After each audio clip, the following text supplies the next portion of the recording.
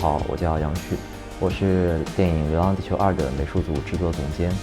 然后同时，我的公司深圳精宁科技也是为《流浪地球》提供特殊道具制作的服务商。在2021年的时候，我们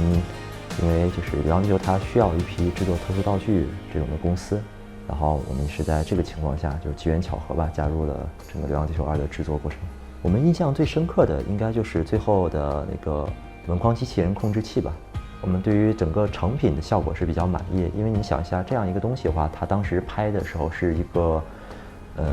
雨天的镜头，就它需要淋水，然后这个产品的话关节又非常多，需要经常活动啊什么的。你经常活动产品的话就会出问题。但这个产品，因为我们已经跟剧组经过了差不多半年左右时间磨合，就是经验都很丰富了。我们在做这个东西是把它当成一个真的产品来做的，就它不是说，我镜头拍到哪一面我就只做这一面，这样不是我们做事情的一个态度，并且就是我们做的道具、特殊制作这种东西，它是为了这个整个世界观、为了故事服务的。但如果说是大家能喜欢我们在剧中做这些东西的话，我们也是非常开心的。但并不会说就是因为它的露面少或者没拍到啊什么，我们觉得很难过，因为这就是我们自己的本职工作。我是工业设计专业交通工具方向毕业的。工业设计这个专业呢，就顾名思义，它就是为工业设计工业产品嘛，为工业而设计。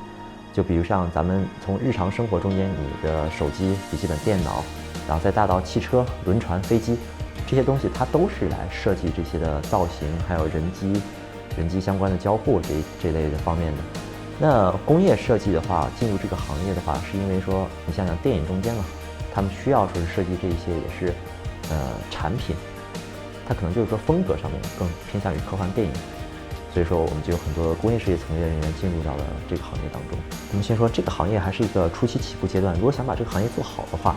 那你要付出的可能就更多，并且它的回报在早期没有像现在一些很成熟行业那么高，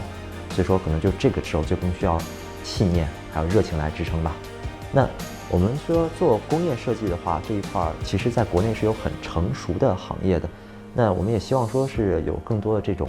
就不管是前端工业设计还是对后端制作，比如喜欢模型啊、像玩偶、买手办这一类的人来加入到整个行业中间吧。在工业设计我们制作的过程中，前端的设计其实更多需要的是这种，比如使用3维软件啊、设计能力啊这一类的，和整体工业设计差别是不大的。唯一的话就是在于审美这方面控制，可能不像工业产品，我们说主要就是一些电子产品啊这种比较简洁的或者主流的审美。它可能需要你根据不同的电影的需求去调整。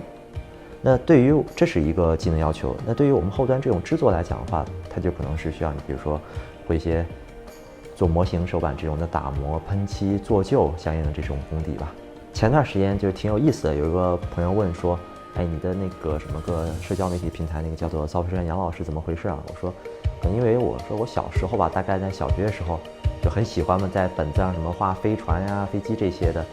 然后觉得说，长大是不是我能去造飞船呀什么的？然后那个时候我们家长或者什么以为就说，你这个是不是想当科学家呢？然后结果没想到哈，你这个长大之后是造的是假的。你说